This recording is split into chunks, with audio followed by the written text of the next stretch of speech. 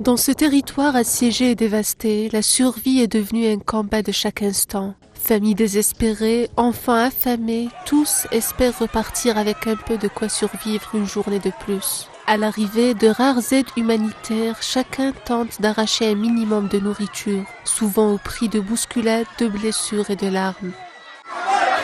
L'attente interminable des vivres se heurte à une réalité brutale. Les stocks sont insuffisants et les besoins ne cessent de croître jour après jour. Comme vous pouvez le voir, cette photo a été prise après la distribution du repas.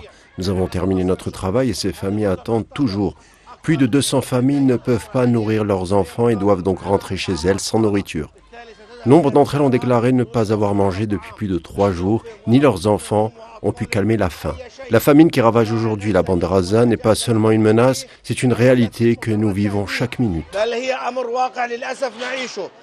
Sous blocus total imposé par l'occupation sioniste, au milieu des cris de détresse et regards perdus, la faim ronge Gaza.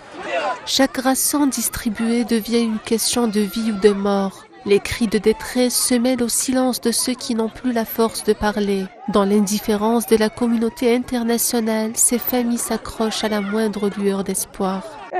Nous sommes 8 personnes, je dois leur donner à manger. J'aimerais bien trouver du pain, mais il n'y a rien et nous ne parvenons pas à trouver la moindre baguette. Les prix sont élevés, il n'y a pas de salaire.